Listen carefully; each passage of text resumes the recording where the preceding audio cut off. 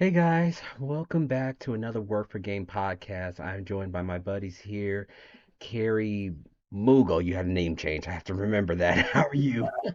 I'm doing great. Thank you. I appreciate it. Awesome. Glad to have you with us. And of course, you know him, Somber, King Somber. How's it going, buddy? Well, he's been knighted, Kerry Movable by King Songbird, just so you know. So just make sure we get that name correct. Exactly. And Fair enough. The king has spoken. Well, we are here today because I put out a poll about like a week or two ago, a couple weeks ago, just basically getting our community's thoughts on what they wanted to choose as far as different categories for this year of 2025. We had a very plethora of games that came out with some really interesting design choices, soundtracks, different things like that. We even have a category for most annoying game to grind on. That's the one I'm looking more forward to the most. Mhm. So to get things started, we're going to start off with the first one that we have, which is Best Soundtrack. And here are the choices.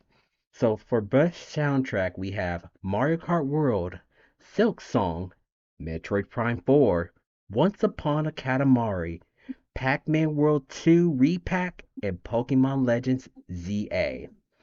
And the winner for Best Soundtrack is Mario Kart World. Very fitting. Like the fact that in the latest title update for this game, you can see the names of each song that's playing. So it's like, because there's some songs I'm like, I know this song, but I don't know what it's called. So it's nice. It's a nice quality of life feature that they added the names of the songs with some of the tracks that you are racing on. So the community has spoken, and it is Mario Kart World. And then there's three that got second place, which is Silk Song, Once Upon a Katamari, and Pokemon Legends ZA. So, Somber, what is your choice? um, I believe everybody should know that my choice is Once Upon a Category because I'm just heavily biased. I got nothing against the other games, but Katamari is the only game where I'm just like, but yeah, Absolutely. that would be my choice. Be Once Upon a Category. I've been waiting for a while for a Katamari game, so I'm very heavily biased in this one. Nothing wrong with that. And so, for my choice, guess what?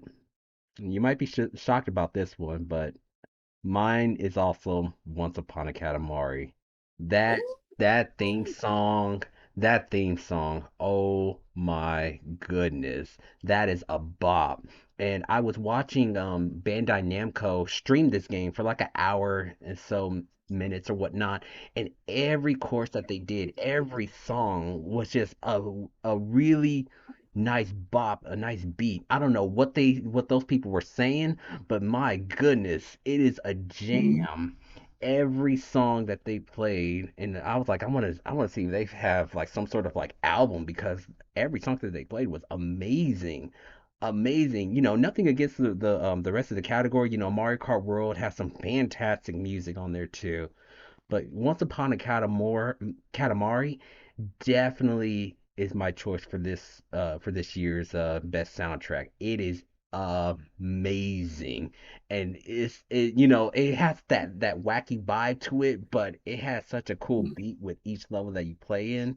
So I have to go with Sombra on this one. It's Once Upon a Katamari for me as well. So Carrie, Mike, do you have a best soundtrack that you appreciated this year? It would be Silksong because the Hollow Knights soundtrack was amazing.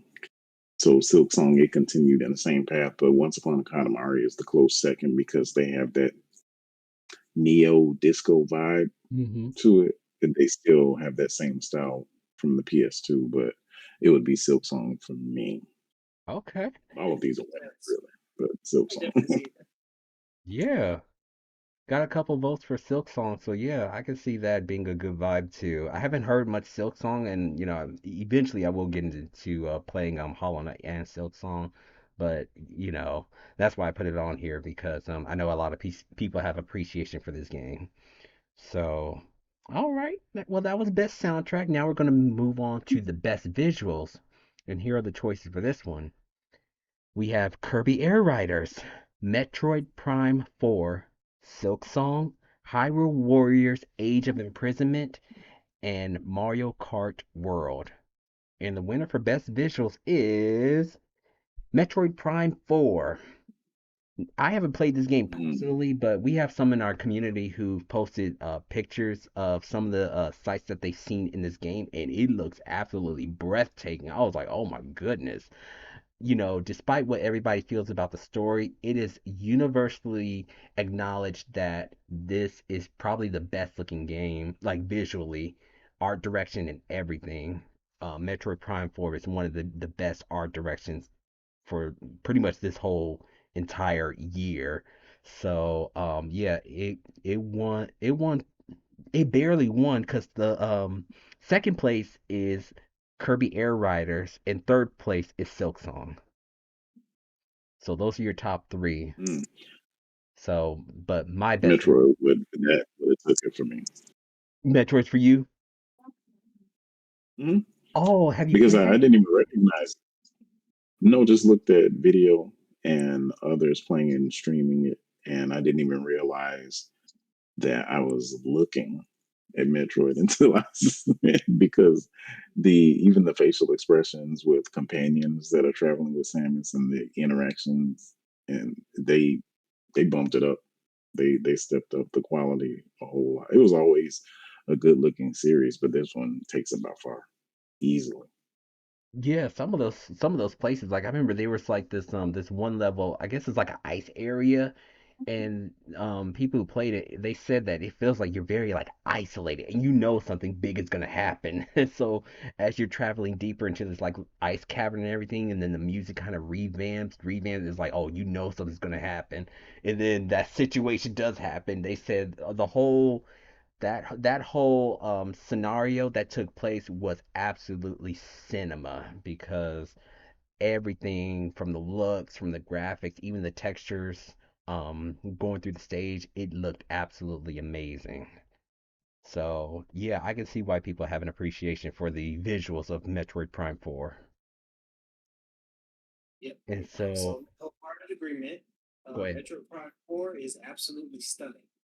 I mean, it's Mm. stunning. It just there's nothing like it. I mean, Metroid Prime Remastered on the Switch looks good, very very good. But Metroid Prime 4 is stunning. I Wow, mean, they put everything they could into that. It is beautiful. that is You awesome. just know that there's nothing like it. Um, Nothing against the other games, just when it comes to visuals, Metro Prime 4, it is stunning. It is beautiful. There's nothing else like it right now. Oh, okay. Did you ever get a chance to play it? I have played some of it. I haven't finished it yet. Oh, Um, okay. but I mean, it's beautiful. Yeah, a lot of people compared it to like that first moment when they first played like Breath of the Wild, like that wow moment. That's how visually stunning that this game is. And so, me personally, I'm just a Metroidvania kind of person, so I like the 2D. That's why I never got into the Prime series. But from what I've seen from other people, yeah, it looks absolutely amazing. I was like, goodness. Even like the first world that they go to, so which is like the grassy area. I was like, it looked like a whole mountain, and it's just the trees and everything just looks outstanding. So, yeah, that's what won best visuals in our little community. My personal one will have to be Kirby Air Riders. So Kirby Air Riders, the water stage, the water stages in particular, it looks so crisp. It almost feels like you can actually feel and touch that water that's like brushing over your face when you're racing through some of the places. Um, the city trial stage Skya looks absolutely amazing. Um, Even during like the road trip, fighting some of the bosses in certain areas, it looks so incredible. So the different modes that they have, even like top ride mode, which is like, it seems like it's a very basic mode, which it kind of is, but even just giving like the overlay view of the whole stage, you can see how they still capture some of the amazing, beautiful effects in just small condensed stages like that. And so every time I'm playing like even just basic air ride and the stages that they brought back, all of it just looks so breathtaking every time I go through those stages. So I Yeah, would have to Kirby give it for. Mhm. Air does a good job of giving you good gameplay without sacrificing visuals. It does a Absolutely. really good job of doing that. Because some games you don't really care what it looks like, honestly, because it's just fun. But Right. that game does a good job of managing fun without sacrificing the visuals, and that's just a wonderful thing. Absolutely.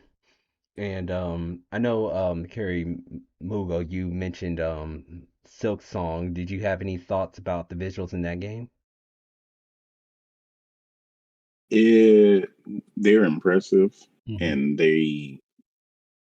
I would say they improve on Hollow Knight, especially by way of animation. The animations are, well, no pun intended, they're silky smooth. The animations are. But Metroid Prime 4, it shocked me because I thought I was looking at like a tech demo for something coming out next year, and then stumbled across when streamers were coming out with videos showing their footage of Metroid Prime 4, Hmm. and I said to myself, okay, the Switch 2 is pretty impressive. Nice. Yeah, exactly. So yeah, we can definitely go on and on about Metroid Prime 4. So yeah, that's what got it. So now we're gonna move on to our next category, which is best multiplayer game. And here are the choices: Mario Kart World Knockout Tour, Kirby Air Riders City Trial, Pokemon Legends ZA The Battle Royale, and then finally Super Mario Party Jamboree the Jamboree TV mode. And the winner for best multiplayer is Kirby Air Riders City Trial. And that's mine too. City Trial, City Trial, City Trial. It Looking at these options here, and I'm trying to figure out the. It might be a better question of which one gives Meat Dog the most PTSD. It might be a better it might be a better question when I'm looking at these choices because I'm like ZA Battle Royale, City Trial, Knockout Tour. I'm just like, yeah, this looks like some Mute Dog PTSD if you ask me. not wrong there. You are not wrong there. Cause the other two, so in second place we have two choices that won for second, that tied for second, and that is Super Mario Party Jamboree TV and Mario Kart World Knockout Tour. That tied for second. And then last is Pokemon Legends ZA Battle Royale. And so all these games are pretty fun. All these games, but yeah, for me, it's no doubt about it. It's Kirby Air Ride City Trial because it's one of those games. You play each one of these games like Mario Kart, Pokemon Legends, EA, Super Mario Party. You kind of know what you're gonna get into. But with City Trial, it it never plays the same. You're never gonna get this. I mean, you do get like the same machine, but you're never going to get the same stats. You're never going to get the same stadium map. You're never going to get the same events happening over and over in a row in a succession. It changes every single time you jump into the game. And that's the kind of games and the chaos that I like.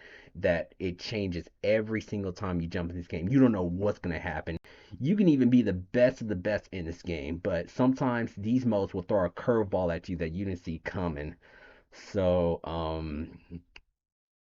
yeah, that's why I definitely love City Trial. It's a game mode that I can never get tired of. I can play it anytime someone's like, "Hey, you want to play some City Trial?" I'm for it. And they added the new team mode so you can team up with other people in City Trial, and that I think that is the coolest thing. Monkey Thunder, he and I, we hop into a few matches and we just have a ball. Even if we lose, um, we still have so much fun playing through that game. So that's gonna be my best multiplayer game for 2025. So how about you, Sam? It's actually a tough choice, um, but I'm just gonna edge.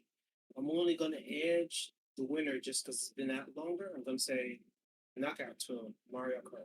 Okay. Um, just because it's been out longer, so I've had more time for it to frustrate me. So I'm gonna say Knockout Tour because it's different. I won't even say that it's better. I'm just gonna say that it's different Yeah. because um, you know, it normally speaking, you're racing a certain amount of laps for a certain amount, whatever. But this one's like it's so zany and chaotic. You can go to 12th to 8th to first to 8th to 12th, just like that. And I mean, it's just the kind of chaos that I'm okay with. And you know, like I said, it's been out a little longer, so it's had more time to seep into my bones and frustrate me. I'm going to say Knockout Tour, but I would say that Kirby Air Riders is a very close second, very very close. Only because it hadn't been out as long. That's the only reason why I didn't went out because it's just as zany. Like you can get. I love how, you can get a legendary weapon and it can. I mean, a legendary vehicle. And it can have all the stats you need, but the one stat you needed, somebody else has got it, so they're Yeah. gonna beat you. I love that because it's like, oh yeah, I got this legendary machine, we ready to go. Oh, but I didn't have no top speed. Oh, but we're doing a drag race. Oh no, now I'm gonna lose to the little what do you call it, the little cube because he's got all the top speed. Yep. Yeah, I love it. I just love that. I love that. And then I would say honorable mention would be Battle Royale. Only because I wanted a Mega Dragonite for a long time. So gotta give that honorable mention. I love dropping Draco meteors on unsuspecting non-fairy types, even steel types, because it's not very effective. But as long as it's not fairy, I can still drop a Draco meteor on. And yeah, I love it. I love it. Nice. And that city trial that you mentioned, that actually happened to me recently. I think I posted a video about it.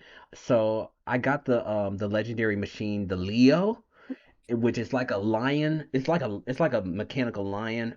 In the story mode, you get a real lion that you ride on because you're trying. That was who was in the Zora, trying to break it out. But yeah. So I got the Leo, and the stadium map that they chose was how far can you glide, and I'm like, this thing can glide. Exactly. It's like they can do everything with this one thing. Yes. So as long as you pick a game that doesn't have the one thing, then you're good. But then you get the four options, and it's like, oh no, I Yes. got it's the one The thing, one the stat. one thing that I'm not good at. That's what we're gonna do. Okay. I see how you're gonna be. It had everything. It had top speed, offense, defense, you name it. But yeah, I had a glide. And so when the stadium map came, that little lion, he ran fast, but then he went plop. And everybody else going like 777 yards out into the yonder. They're still going. I'm just sitting up here like, yo, is it over? But yeah, to your point, that's what I love about City Trial. Carrie, Mike, any thoughts about best multiplayer game?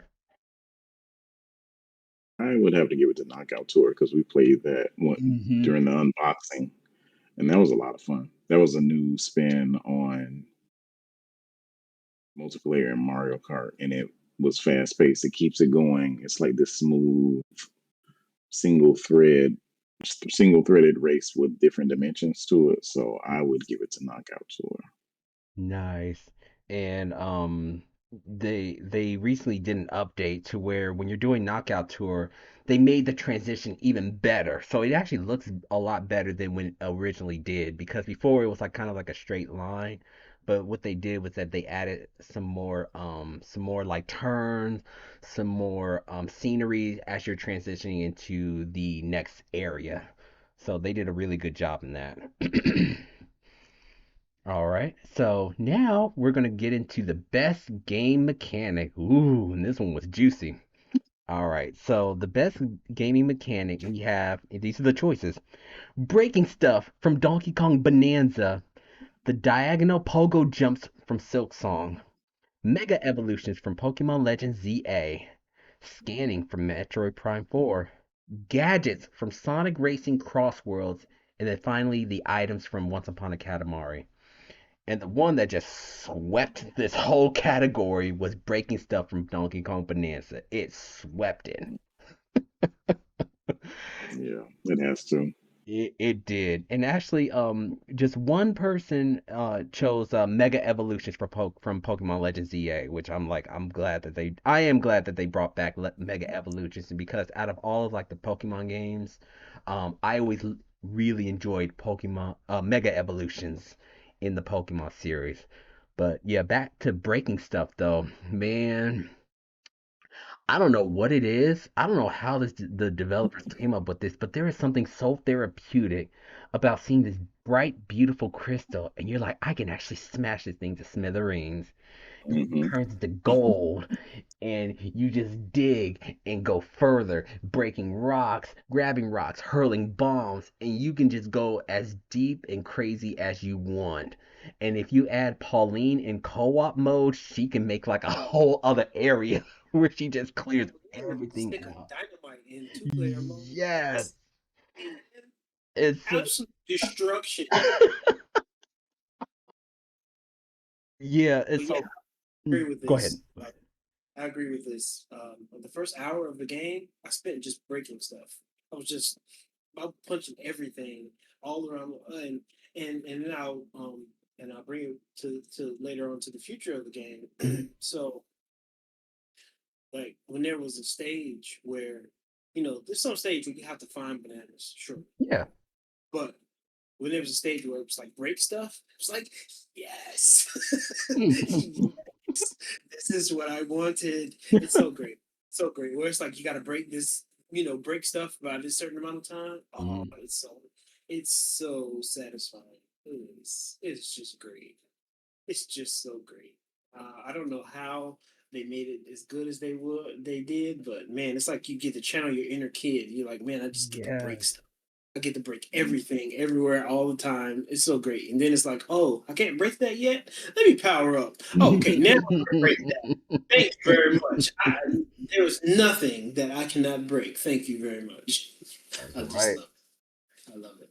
Exactly. And it's like, and there's no like penalty for what, for breaking like a particular item, unless if it is like a challenge where it's like, hey, you may want to break this, but don't break that. But like, just overall like exploration, you could just go anywhere, just break it. If it is possible to break it, you could just break it. And like to your point, if you can't break it, you just power up. Then you have the Bonanza powers that can help you break stuff, and it's just one of those gaming mechanics that you can just do all day and just never get tired of it. It's like, oh, I can go over that mountain and just break it. You can just do whatever. And you find like as you're exploring and breaking stuff, you find like what was that? The treasure chest. Sometimes you even find bananas. I found bananas on accident because I'm just breaking stuff. I was like, oh, I didn't know this was here. Exactly. Exactly. The fossils, everything. And so, yeah, this one swept this category. So, Carrie Mike, do you have a best gaming Hmm. mechanic you'd like to shout out? Breaking stuff because it was opposite of Breath of the Wild, where Breath of the Wild, the thought was, can I climb and reach this? Ooh. But with Donkey Kong, looking at the videos, I said I've never come across a game where instead of thinking, am I able to climb and get to that? It's like, can I just break stuff and get to it? Yep. Yeah. Can I? I mean, for It Donkey was Kong, when watching him go straight down and tearing up the ground under him. I said, man, and then get a huge piece of ground and throw it across the stage. I said, man, they went above and beyond with the physics.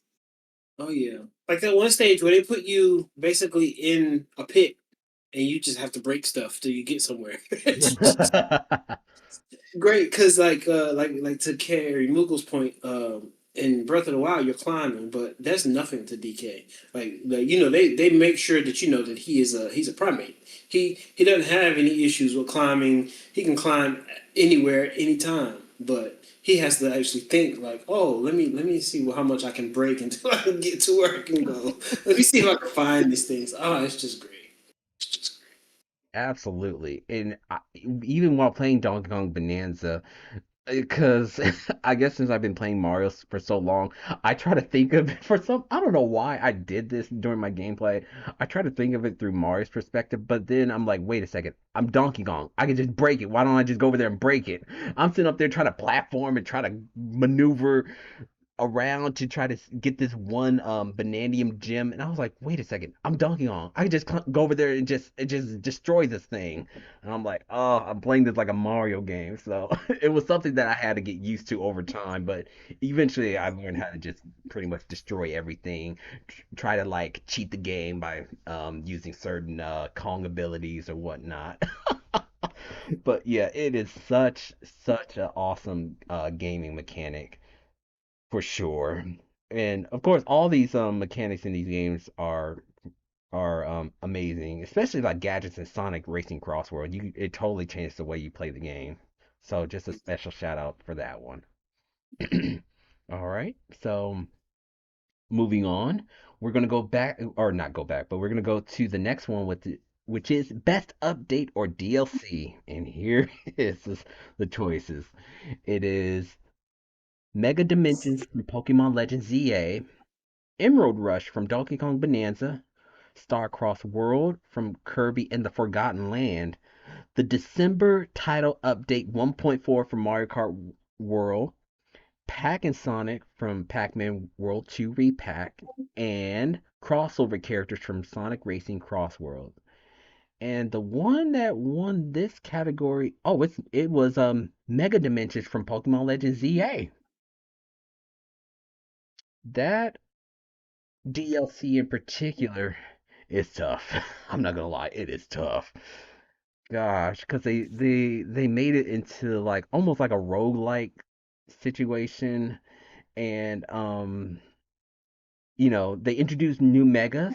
I discovered a plethora of new megas that the mega evolutions that they put into the game, so that was pretty interesting. The story, they bring back some old characters from Pokemon X and Y. So I mean they mentioned this in the direct, but Karina, who was like the gym leader, she comes and she's helping you out. And when you're fighting these rogue mega evolution Pokemon, she's there to help you out. So you're like this three-man squad, and you're up against this really powerful mega evolution. So and then they open up new side quests that leads to other mega evolution Pokemon. So it was definitely there was a lot to do in this DLC. But I kid you not when I say that it is tough. There's still things I'm working on in this game, but man, it is hard. So, but yeah, that's the one that won it for this category. And the second one, it overtook this one just by a little bit. But the one that came in second place was the Star-Crossed World from Kirby and the Forgotten Land. I'm like, man, I'm kind of mad at myself that I don't get a chance to try it. But from what I've seen in some of the gameplay, they did say that's not very long. But what they did say was that first off, everything looks amazing. Like everything's all crystallized. But since they've been playing so much Donkey Kong Bonanza, they're like, I can't break it. They said that's the only thing. They're like, I can't break it, but it looks beautiful to see. All the enemies are very crystallized. There's new areas to explore. They said even the last boss battle for that DLC was actually pretty satisfying and pretty worth it. It was hard, but they have a deep appreciation for what they did for this update. And then two that got tied for third is Emerald Rush from Donkey Kong Bonanza and the crossover characters from Sonic Racing Cross Worlds. So, uh, Somber, your thoughts? Your choice? Excuse me. My my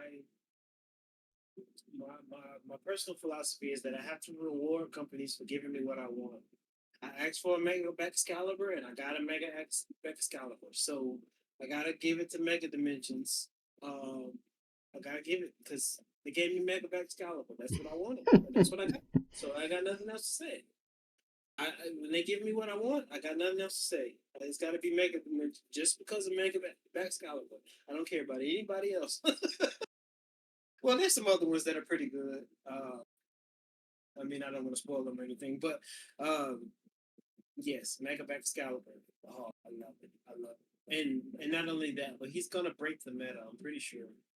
I feel fairly comfortable when I say he's gonna break the meta. I'm so scared to go on the battle royale. I need to though, because actually I need to go on battle royale in order to get the mega best caliber stone. And so, but I'm yeah, pretty sure they're about to overtake Gyarados as the top. Pretty sure. yep. It was, I'm pretty sure it's going to be that's going to be the counterbalance. It's going to be Gyarados and it's going to be Baxcalibur because Baxcalibur is going to be your dragon killer. Just nothing. There's nothing to be done. Um, yeah. Yeah, I love it. I love it. I love it when things come out that balances the meta because he's not going to be unbeatable by any stretch of the imagination, but he is going to break the meta. yes, absolutely. Definitely. He's definitely going to break the meta. I'll provide you a full report when I get when I do these I'm DA sure. I'm Royale sure. Royale Ready battles. for the back so I can analyze it. Oh, yeah. Uh, Go ahead. so my second, my second was going to be crossover characters, just because of Knights. I love it. I love it. I said I've got a reward company when they give me what I want. I don't mind SpongeBob. I got nothing. I got nothing against SpongeBob, but Knights, that's my buddy. I like Knights. Absolutely. And yeah, I have to give it to Mega Dimensions as well too. Like I said, there's a lot to do in this game. So it's like even after you beat the main game, um as tricky and different as this game mode is, it does provide you with a lot to do in Lumio City. Yeah. There's like a brand new story. You even get new outfits because you know me, I love to shop in this game, Yeah. different things like that. So, yeah, they did a really good job with Mega Dimensions. And And I love the whole. What? That has a mega? What? I love it. I love how they do that. yes, It's great. because there were some Pokemon I'm like, man, I would. They were like, if they could give this Pokemon a Mega Evolution, I think it'd be so cool. And they did it. I was like, yes, that's what I'm talking about, Yep. man. It's great. And so, Emerald Rush is pretty fun. That one I want to see if I could try two-player co-op on. I would like to try that one day just to kind of see how it is. But Emerald Rush, going back to Island from Donkey Kong 64. Oh, that was such a treat, such a treat. And Emerald Rush, doing the Emerald Rush there was pretty fun too. I felt like I was playing Donkey Kong 64 again. And Carrie Mughal, did you have any thoughts under this category, best update or DLC? It was Shadow of the Earth Tree for me. It's Elden Ring DLC. I finally got to it this year, like a year late. Oh, But it does feel like a completely, it feels like Elden Ring 1.5, not quite a sequel, hmm but it you go to a completely different area and it feels like a different game. And I didn't believe the hype, but after trying it and playing it, it was like Zomber said, it was more of what I wanted, but they add to it. So for me, it would be Shadow of the Earth Tree. okay, okay. And I don't know if I mentioned this earlier, but for Carrie Mughal, he's the only one who's allowed to give his thoughts about other games that are not mentioned here, mainly because this is more of like Nintendo stuff, so there might be a lot that he may not be familiar with. So he's the only one who can give his thoughts about any other game that he feels as though deserves credit for whichever category that we're under. So just want to let everybody know, because in case you're like Shadow of the Earth Tree, I didn't see that in the category.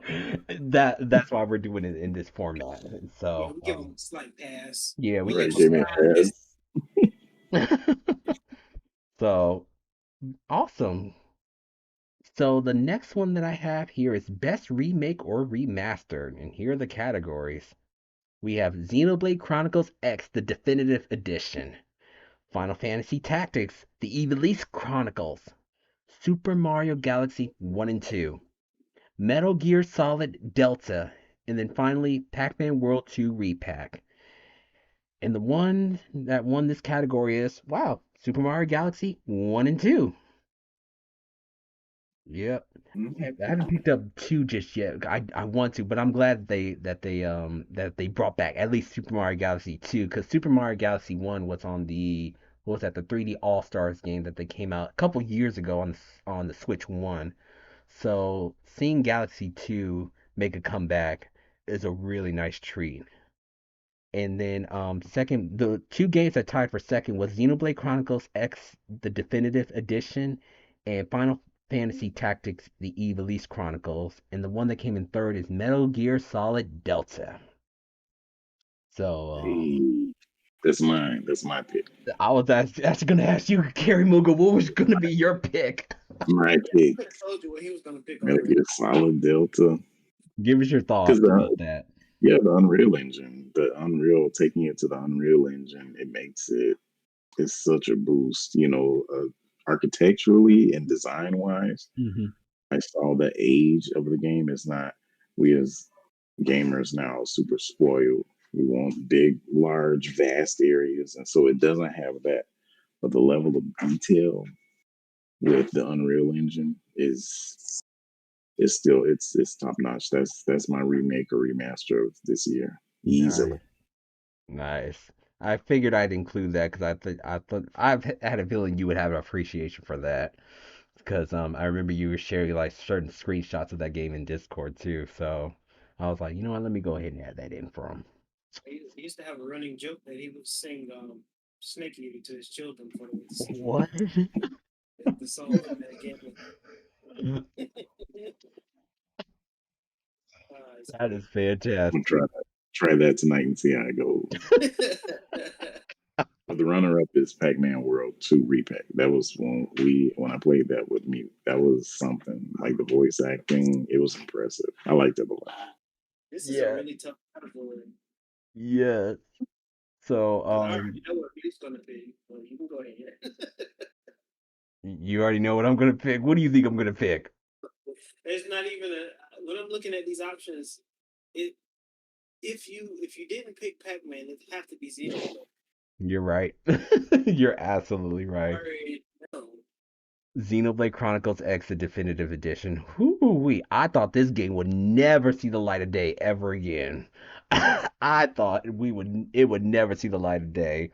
But here we are. It came out on Switch 1 and I played it on the Switch 2 and it runs absolutely fantastic. And not only that, they added a new chapter in the main story. So, cause the one on Wii U, it kind of left on a cliffhanger, and so in this game they added an extra chapter to kind of fill in some of those gaps of what happened at the end and just overall exploring Mira, looking how vast and beautiful and how open this world is. It's a very big open world game, and your character never gets tired, so you can sprint all day, climb all day, you can do all that all day. They have no stamina or anything like that. They have like certain like, um, I guess not health packs or like oxygen, but they have something to kind of keep the characters going. That's why they can move and do stuff that normal human beings couldn't do. So, yeah. But honorable mention to Pac-Man World 2 Repack. Oh man, I was like, oh, and it kind of breaks my heart a little bit that nobody chose that one. I was like in any of the categories. I was like Pac-Man World 2 Repack. It is such an amazing game. Oh, it's such an amazing game. It really is. It's just that this competition is so stiff. That's all that is. It's Yeah, nothing against that game. It's just that even I can't just pick just one. It's just something about a game that's already good when it gets remade. It's just it's just a beauty to it. right. It's just another kind of beauty to it. Exactly. So, did you have a choice for best remake or remastered? I mean, it's tough because I love all these games, but I have to stick to my guns and not go with Final Fantasy Tactics. Um, Tell us a little bit about it. I mean, it's got completely overhauled voice acting. So every scene is acted out completely voice acted. Oh, every And, scene. and the battle system is so robust. It's just top notch. Like I mean, so like you could you could have a you could have a mage with swords and shield Like it's almost like you know how like Final Fantasy 12 you could put anybody in any role. Yeah. It's like that. You could have you could make somebody a knight, right, and then Yeah. make it so that they can wield swords and shields, and then turn them into a mage. So they'll be a mage, but they have a sword and shield because you gave them the ability to do that while they were a knight. And then you can just switch their class over, and there'll be a sword swinging mage, just wrecking people. So like like a lot of times your enemies will come and attack your mage Hmm. because they're not good at close combat. But then yeah, they pull out a sword and a shield, and they're like, oh yeah, thanks, buddy. You just came into my territory. It's great. Whoa. It's just great. Like That how they redid the battle system.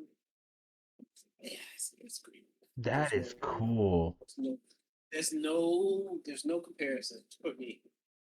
Yeah, a lot of people recommended Final Fantasy Tactics because they said this is like they're like you gotta own this game. And I've been meaning to get around to it, but they're like every household, if you got a console, any kind of console, you need to own this game because they said they did an outstanding job with this game. Oh, and it's got a very robust story too. I ain't gonna spoil too much, but you're like the Ooh. character you play as is a royal person. I'll Hmm. just say he's a royal person, and so then like he's torn between his royal duties, his friends, and his family. Oh. So he might have to choose. Okay, so like for instance, if another royal gets abducted, for instance, if Hmm. he has to save them, like like like what if it benefits his family if this royal is abducted, and then what if it's one of his friends that kidnapped the royal that would benefit his family? He still has his royal duties he's got to deal with, and so he has to make a choice like. Do I go against my friend or I go against my family just to save this royal because it's Oh the my right thing? gosh. It's very, very, very good. Very, very good. Wow. I might have to look into that. Yeah, yeah. It's very, Okay. very interesting. So you're playing as a royal and not some brat from Dalmasco, right? You are of royalty. I'm gonna say Okay. that. I ain't gonna say no more than that. You Okay. are. Okay. You're not some. No, you're not some thief from Dalmasco. Okay. All right. That's good to hear your thoughts about it because like I haven't heard anything lately. Like I know when the game first came out because it was hot, everybody's like, "Oh, you need to own this game." And I just haven't heard anything about it ever since. So, I'm glad I got a chance to at least get some of your input. So, that's something that I may have to look into because now you Definitely, got me curious. definitely. Because like I said, you know, even though, even if you don't, let's say you, for instance, you just don't like Final Fantasy, you just don't like it. Hmm. It still has a pretty compelling story. Like in Okay. each situation, it's gonna give you a compelling story to go by. Okay. Even if you just don't like it. Um, Right. so then they try to add in a new battle system on top of the great story that they Hmm. have. But they really give their all in telling the story. That's really what they put their focus onto. That is amazing. Oh my goodness. Okay. Well, gave me a little food for thought there. Nice. So before I keep asking you questions about this game, let's move on to the next category, which is Best Companion. And the choices I have here is Urbane slash Tawny from Pokemon Legends ZA, Bell Beast from Silk Song, Pauline from Donkey Kong Bonanza, and the Night Construct from Hyrule Warriors Age of Imprisonment. And this one swept this category, and it is our dear Pauline. No competition. As it should be. Absolutely.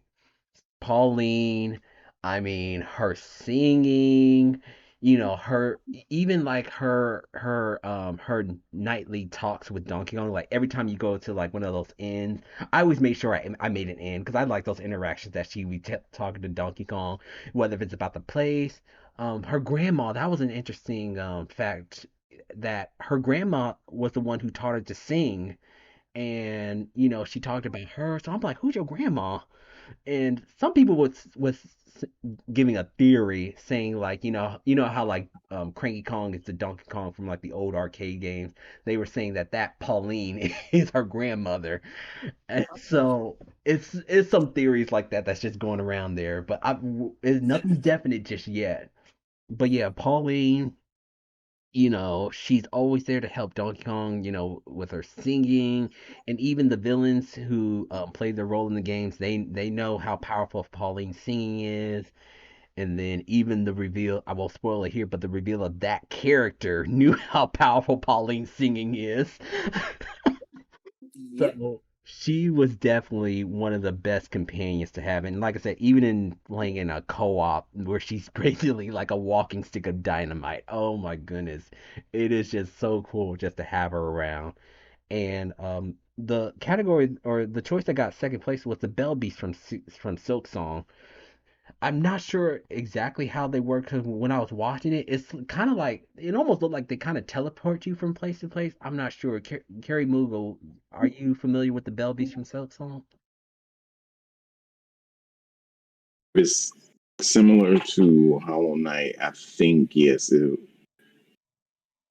like the fast travel Yeah, or the fast underground travel. tunnels. If it's something similar, yeah, that's what I would say that is a pretty cool interaction because it's fast travel, but it makes it kind of gives it kind of a personal touch because it's a companion that's helping you along.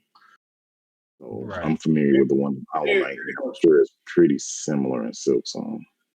right. That's what I. Yeah, because That's. some Go ahead. people backtracking and you have to do backtracking in Hollow Knight. So it's very very helpful. Uh, that and it's very like Carrie Mughal said, it's really good that they give you a personal touch with it, Hmm. but it's very helpful because you have to do some backtracking sometimes because you may have missed some things, and then you're like, how did I get back to where I was at? I barely made it here in the first place. How do I get back? And then yeah, very very helpful. Okay. Not as helpful as Pauline. Okay. Okay. Okay. So, is that your choice, Somber, Pauline? Oh yeah, definitely Pauline. Absolutely. I Absolutely. remember I remember reading an article and it was like, hey, if you end up playing two-player mode, just remember that you're handing the second player a stick of dynamite. And I was like, how? Like, no way, you don't know what you're talking about. That's not an accurate description. And then I played it and I was like, oh, you're handing the second player a stick of dynamite. Her shooting those words out. Whoa, hey, yeah, ho! And everything just blows up. It's like, my gosh. And it was so fantastic. I Yeah. mean, like you look at the damage that DK could do, it's like, Mhm. okay, you got a hole this big, sure, okay. And then you do second player, and you got a hole this big. That's it's exactly just, right. just great. And then there's no material, like they do it well where you can manage your materials. Yes. So yeah, that Pauline as a companion, she has a great story. She has a great personality. She has great abilities. She powers you up. There's no more to be said. She's just great. Absolutely. And Carrie Mughal, did you have a companion character you'd like to shout out? Probably Pauline because of the singing alone, just the singing in itself, and then the touch, like the. I'm not sure. I don't know the entire story with DK with the this DK game, but the touch with her being a child is really cool. And the singing part, the staying true to her singing and how that's actually buffs for you and it's Hmm. factored in. So I would say Pauline. Yes, because yeah, and to your point, Carrie Mughal, she's 13 years old, and even like the way that she dances, they kept it true to the actual Pauline. She's still, I was like, oh, okay, that's where she still got her dance steps, and even like at the very end, there was another signature thing that she does, um. where in Mario Kart World, when you're hovering over her character, she does like this little dance step. She did it in Donkey Kong Bonanza, which was really cool. I was like, wow, they stayed true to her character. And so yeah, Pauline, she swept it. That is definitely mine, and only one. I'm gonna give a shout out to the Knight Construct from Hyrule Warriors Age of Imprisonment because he shares some characteristics of a certain courageous hero from The Legend of Zelda, but it's not that character. The Knight Construct is more of a companion character than the main character, so that's why I put him here. I was like, this isn't the main character. He does have a story, but he does share some characteristics of a certain green courageous hero. So, Knight Construct, was pretty awesome. Didn't say just like the other main character. He doesn't say anything. He just goes with the sword. That is a very nice touch. I will say that. That Absolutely, very nice touch. I love it. absolutely. So now we're gonna move on to the best dressed character, and here's the categories here. The choices here. We have Pauline from Donkey Kong Bonanza, Peach from Mario Kart World. It was hard to choose this one, so I just went with Peach. um the protagonist from Pokemon Legends ZA, and Samus from Metroid Prime 4. And this one got a tie. And the two that got a tie was Pauline from Donkey Kong Bonanza, and then the other one is the protagonist from Pokemon Legends ZA. I love my girl Pauline. I would say my favorite outfit from her is the red dress, the red diva dress. I always have that on her all day, all the time. That's her signature outfit. And then her other outfit that I liked was the outfit you got from the Fiesta layer. I call it the Fiesta layer. It's like the food layer or something like that. She wears like this varsity jacket. She wears like this varsity jacket with a cap and jeans on. It is such a cool outfit, and all of her other outfits are so adorable. So she is definitely well dressed in the different worlds that you travel to. And then the protagonist from Pokemon Legends EA, oh gosh, the shopping in this game. I can shop for hours in this game, coordinating outfits, looks. It's like if I'm feeling moody, I can make him an emo. If I'm feeling hype, I can put him in like this sophisticated outfit. And the new outfit that I got in the DLC, I posted a picture of it. I was like, I didn't know my trainer was jacked, so I got him in like this gi, and he's all ripped and stuff. I was like, oh, I guess all that running around rolling and running away from alpha Pokemon trained him up because I was not expecting him to be so jacked.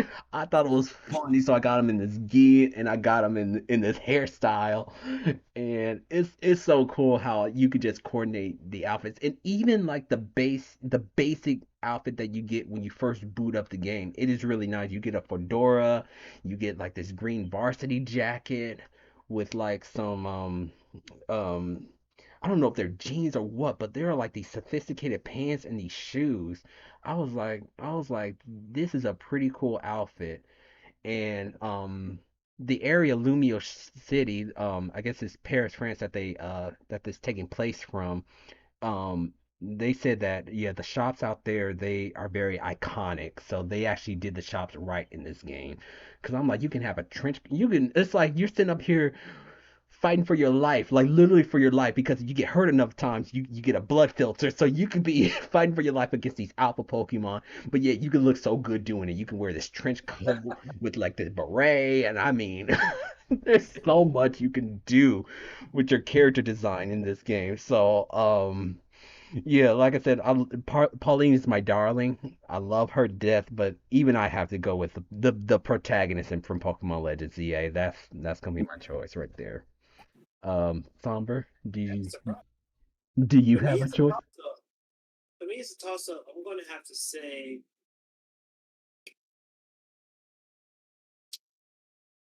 whew, yeah, like I said, this is a toss up because I like all four of these options. I Mm-hmm. guess I would say that my last option would be Samus because she's always wearing just a different kind of suit Right.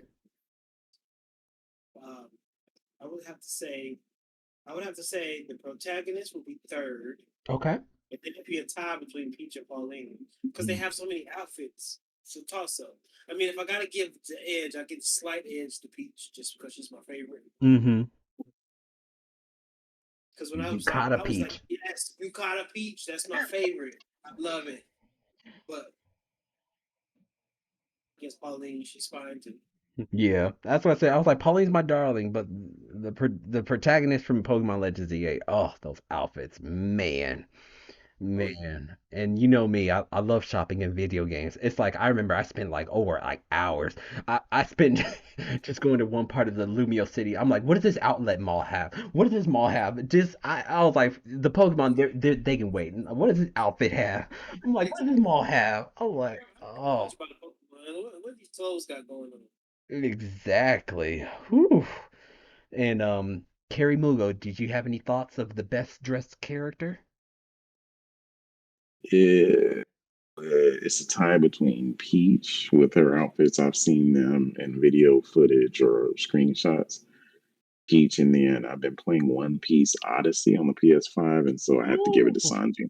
Sanji has Oh, his nice suits. yes, Sanji. He always looks sharp. He He's always always does. sharp. You know, I can get with that. I can get with that. Yeah, he reminds me every time I see him, he reminds me of that song Sharp to Dressed Man. Hmm. But yeah, Hmm. but yeah, with Peach though, she has a lot. Like I said, this one was a little harder because I know like, there's some Daisy fans. Sorry, Daisy, it's nothing against Daisy, nothing against Daisy, nothing against Daisy at all. It was just so hard because I'm like, I was like, Peach, I like her outfits a little bit better, so that's why I went with Peach. Peach is So, just classic. yeah. So, Nothing against Daisy though. We'll leave that. We'll leave that for prolific. yeah, yeah, we will. Hmm. All right. So now we're gonna get to our best obscure iconic character of the year. So these are some This is by characters. far my favorite category, by the way. Let me just add that. Just These add that. characters, these characters, it's like you would not expect to see these characters in the game, but here they are. So here are the choices. We have Calamo from Hyrule Warriors Age of Imprisonment, Rick from Kirby Air Riders, Cal from Mario Kart World, Eggpon from Sonic Racing Cross Worlds, and all cousins from Once Upon a Katamari. And the one who got the winner on this category is Cal from Mario Kart World. Second place is all cousins from Once Upon a Katamari. And then third Ooh, place there is a you tie go. between the Eggpon and Rick from Kirby Air Riders. Ooh wee, yeah, cow from the direct. I was like, oh, we can race as just a cow. Right. It was like No name, just cow. exactly. It's like now that is interesting. Yeah, they don't even. I was like, they should have called the cow Moo Moo. Yeah, Moo Moo the cow. something like that. Yeah. But yeah, that's the one that won it. I would have to say for me, this one was pretty tough for me, but I gotta give it to Calamo from Hyrule Warriors: Age of Imprisonment because that Korok with the Three Musketeers hat and the sword and everything like that. Now he's the I'm sorry, Night Construct is the companion to that character because Calamo was the one who found him and was like, hey, this is my companion, you know, he's helping me look for an area for me to plant my roots. I was like, I wonder what you'll become in the future. But It could be. Yes. Yeah. yeah, Calamo, he's like he has that personality where he does not want to fight, and when you ask him to do, he's like, I gotta fight again. All right, I guess if my bud wants to fight, I guess I can do it. He's a little bit of a complainer, but he always comes through, and even like his fighting style, how can I describe it? he's like a elemental fighter because what he does that he does have like a wooden sword that he fights with, but he has different berries that he carries with him, and each berry has an elemental attribute. So if you throw like the spicy peppers, it causes fire damage. If you throw the ice fruit, it's ice damage. If you throw the dazzle fruit, that's water.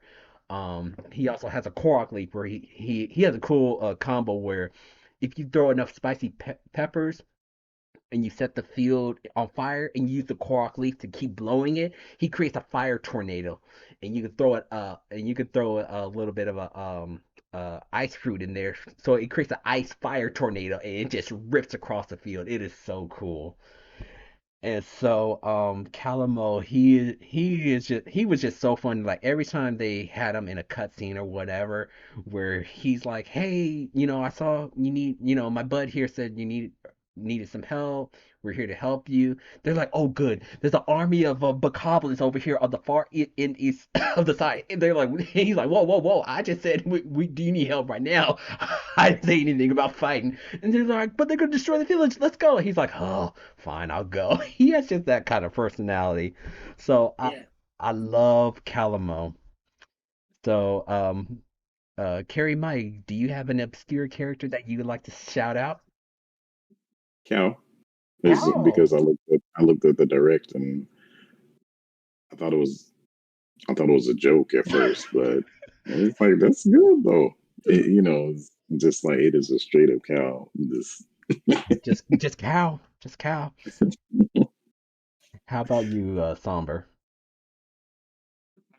Go with the cousins from Once Upon a Katamari. It's just how it's got to be. I just like you being in the stage, and the king is always making fun of him. So he'd be Mhm. like, "You just rolled up this little weird looking ball thing. What is that? Oh, it's like, oh, that's your cousin."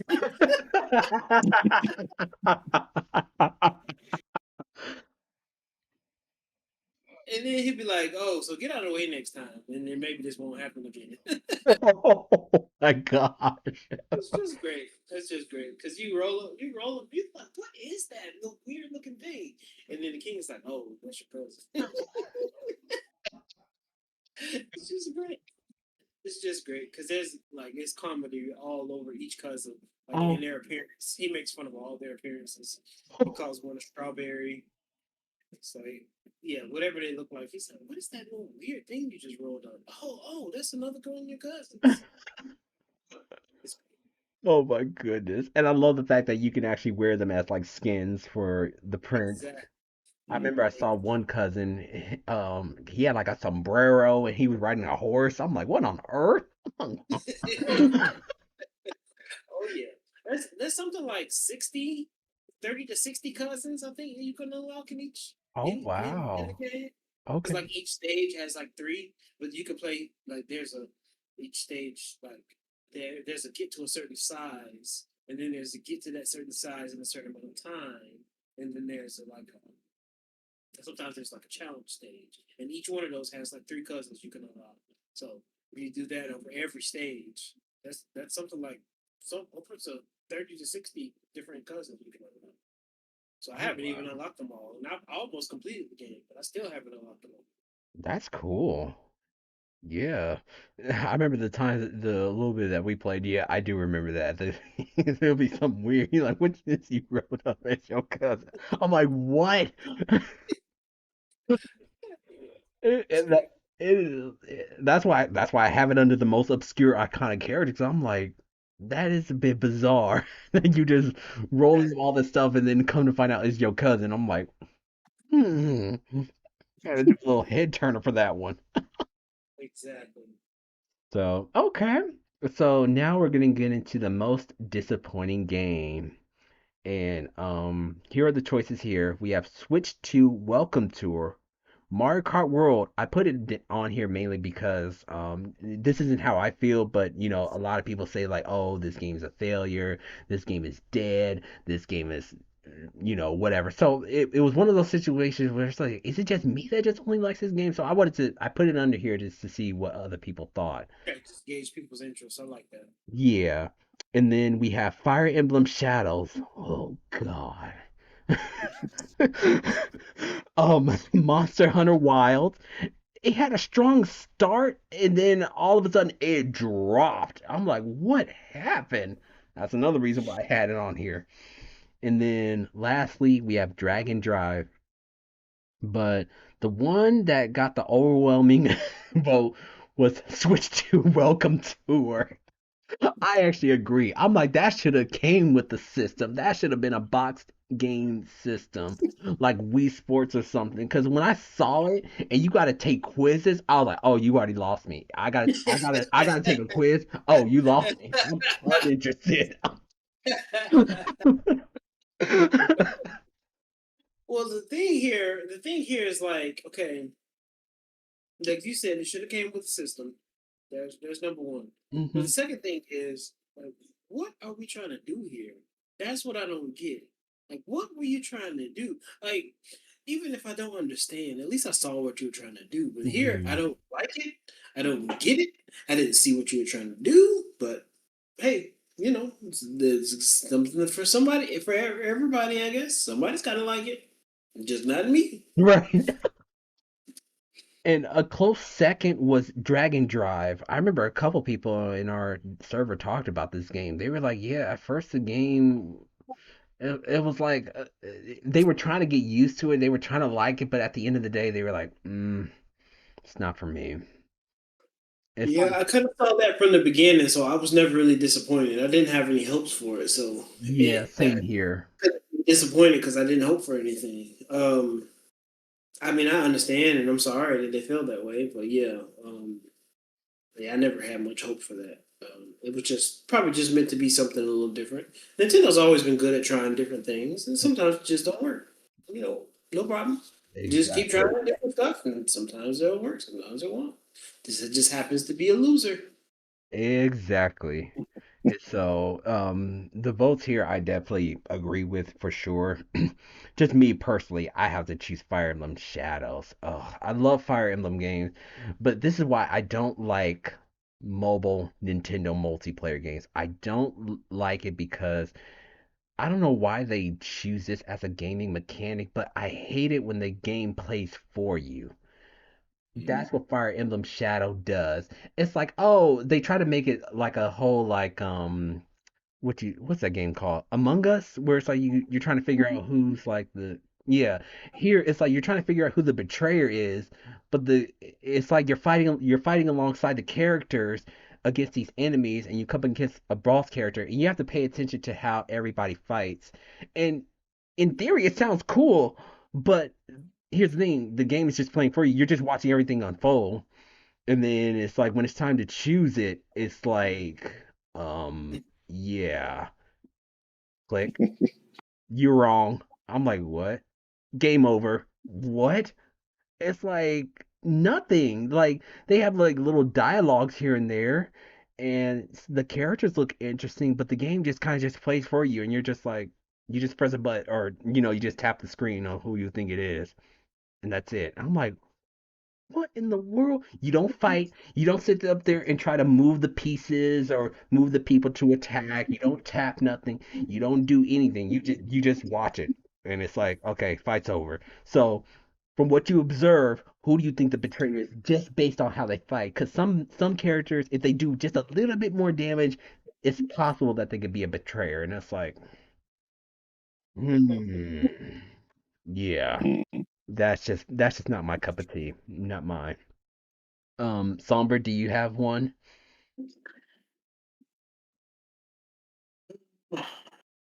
I'm gonna have to say switch to Welcome Tour.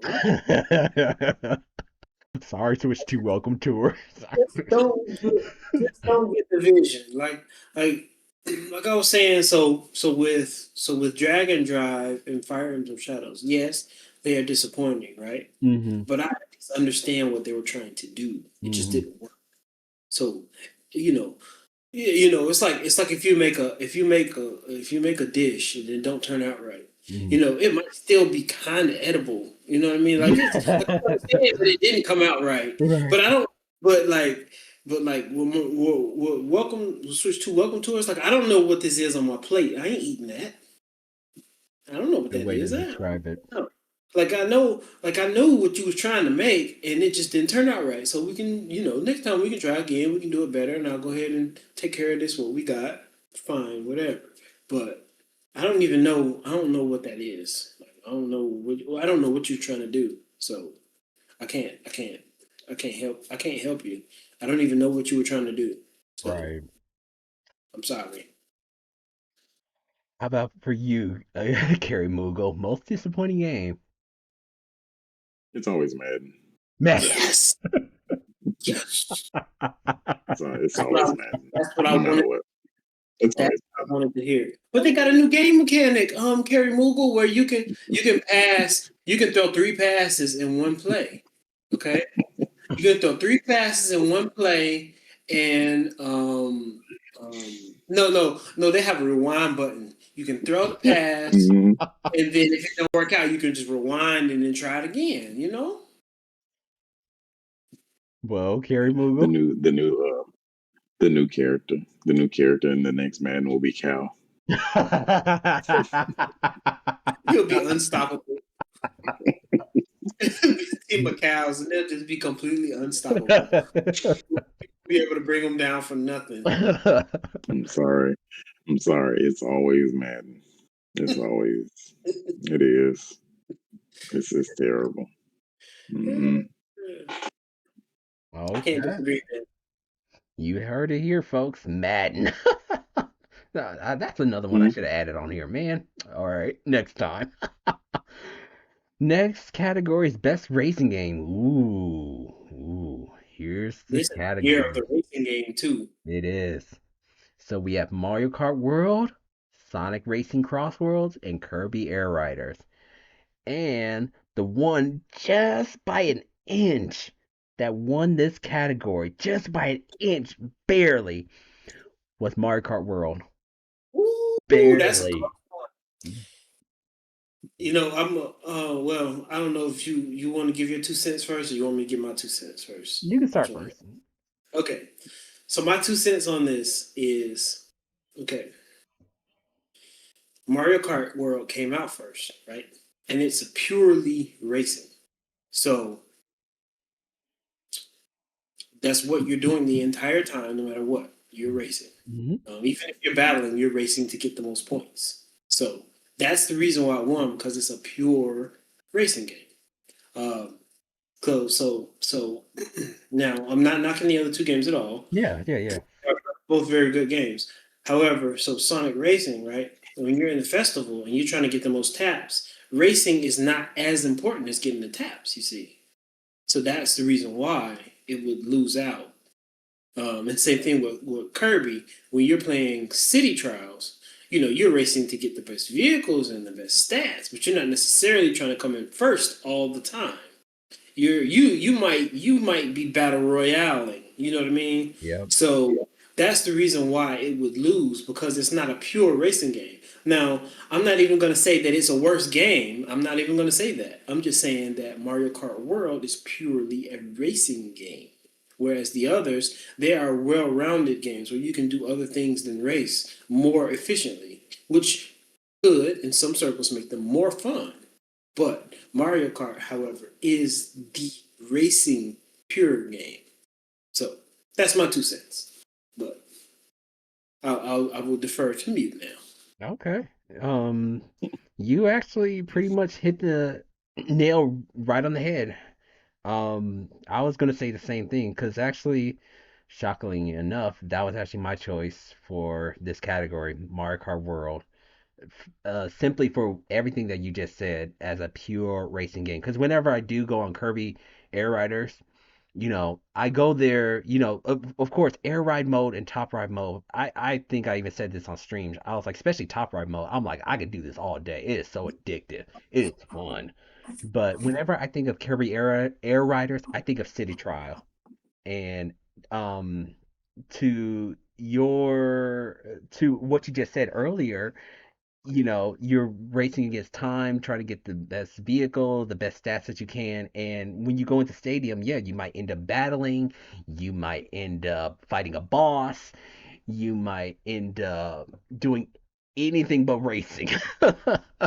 But you know, when the does happen, it is fun that your car's going like a million miles per hour. And then, like you said, with with the festivals, yeah, it's the taps, the dashes, the tricks. Yeah, we're still racing, but those are our main objective for those modes, where it's like you got to get the most taps, most air tricks, different things like that. Whereas Mario Kart World, it is just pure racing. And I forgot about battle mode. I hate battle mode on Mario Kart World, so I don't even mention that. So, but as far as like the classic like Grand Prix racing, knockout tour, time trials, that is what equates to being an actual racing game. And Mario Kart World did that really well, despite what people may say. Because, you know, people look at Sonic Racing Cross Road and, you know, it's a fantastic game, but everybody always says that this is that this is way better than Mario Kart World. And I literally had to sit down and think. I was like, it is a fantastic game, but I'm like, Mario Kart World. First off, Mario Kart's been doing this a lot longer, and it was one of the first release games that came out, and it does have a lot of content to offer. You know, like I said, Knockout Tour, the Grand Prix. You know, and as time goes on, they're still gonna slowly throw out some updates to, you know, keep the game fresh and new and different things like that. But as far as like a pure racing game, I think Mario Kart World did it really well. Of course, I love Kirby Air Riders. Of course, I love Sonic Racing Cross Worlds. But when you get to what defines a racing game, out of all these three choices, Mario Kart World is the one. So Yeah. that's what I got to say on that. Mhm. Harry Mughal, did you have any thoughts? I agree with Mario Kart World because it was a lot of it. They stayed true to the original formula, but added enough to make it new and fresh, especially with Knockout Tour. They Hmm. can't beat it. And I like the point that you all made because at first I was about to say it should be Kirby Air Riders, but if we're talking about racing, it's Mario Kart. Mario Kart, yeah, yeah. Which is Nothing not to do. Oh, bad. go No, ahead. by no means a bad thing with Kirby Air Riders or Sonic Crossroads. Right. By no means is that a bad thing. I'm just saying that, you know, typically speaking, you're not playing those games to race. Typically, not as much. Like Sonic Crossroads, yes, but like you might just be demolishing things in Kirby Air Riders. And you can do that for 19 straight hours, no problem. And that's fine. It just Mhm. happens to not be racing. And that's also fine. That's right. So, Exactly. So yeah, that's I'm glad that we got a chance to kind of talk about that because this has been the most heated, like debated topic about, you know, which one's like the best racing game. And you know, everybody has their own opinions on what they think of racing games is. We're not saying that our views is like written and set in stone. Everybody has their own opinion. But, you know, it's always nice just to kind of get down and just talk about it, just to see what are some key elements of what a racing game really is. And yeah, we just feel as though Mario Kart World is the one that just checks all those marks of what makes it a pure racing game. And you know, we love the other two, and we'll talk about more of the other two racing games in the next couple of categories as we're going on. But you guys have definitely gave some valid points. So yeah, with on that note, we're gonna go ahead and move on to our next category, which is the one I've been looking forward to. Most annoying game to grind. Woo! Woo! These choices were all over the places. It was hilarious. I can't wait to tell you guys. So, the choices for this one is Pokemon Unite, Overwatch 2, Splatoon 3 Anarchy Battles, Dragon Ball Squadra, and Sonic Racing Crossworlds The Legend Comp. And boy, so we got a three-way tie on this one. We have okay, Pokemon Unite, Overwatch 2, and Splatoon 3 Anarchy. Those are the top three that got okay, the same votes. And then the other two that got the same votes was Dragon Ball Squadra and Sonic Racing Crossroads The Legends Comp. okay. Whew. Whew. You've seen my frustrations on all these games. Yes, yes. All these Well, games. I'll leave it to you, Mute. You're gonna have to pick one. Pick one. Pick one. That's hard. I It's know it really is. hard. I know it is. This this category, I was like, I'm gonna pick as soon as we start this podcast. And Okay. so, out of all of them, I'm gonna have to go with. I'm gonna have to. Yeah, I'm gonna have to go with Overwatch 2. Overwatch 2. I can see it. I can see it. I'm a support main for those of you who don't know. I'm a support main. And yes, I'm one of the supports who complains about how the team doesn't help. They don't peel for the support. Everybody's complaining where are the heals, where are the heals, where are the heals, but they don't see the gigantic tank that walks past everybody else just to get to me. They don't protect me or help me out. Or the Excuse me. I diver. stepped on the landmine. I need you to come break. I need you to put my leg back on, please. Thank you. Thank you. I Oh, stepped on a landmine. But look, I'm going. Once you heal my leg, I'm going to step on another mine, yes. and I need you to heal that too. Yeah. Yes. Everybody takes on so much damage and you heal them back up and then they take more damage. They're like, where's the heals? Where's the heals? Why am I not getting healed? And they're sitting up there complaining over and over. And this is a team game. And then when you ask for help, they tell you to go F yourself. It's like, gosh. It is Yeah. rough. And so that's why I mainly play on casuals quick play mode because even when I do rank, that's where all the toxicity comes from. And then there's people who are on Smurf accounts. So I'm in a low rank and they're sitting up here. It's 2025 and they're still Smurfing. I'm like, are you kidding me? Why are you Smurfing in 2025? Gosh. And so it's a miserable, miserable experience. And so that's why a lot of these games under these categories that you see here, I play casuals. I don't play rank. I don't try to grind to masters or anything like that. It's not that I can't do it, but it's like the team comps that you're up against and that you're with, people want to quit, people want to cry, people don't want to change up the strategy, try to help you out. Oh, I can go on and on, but let me stop because I'm getting upset. Somber, what is your most annoying game to grind? I think I have an idea.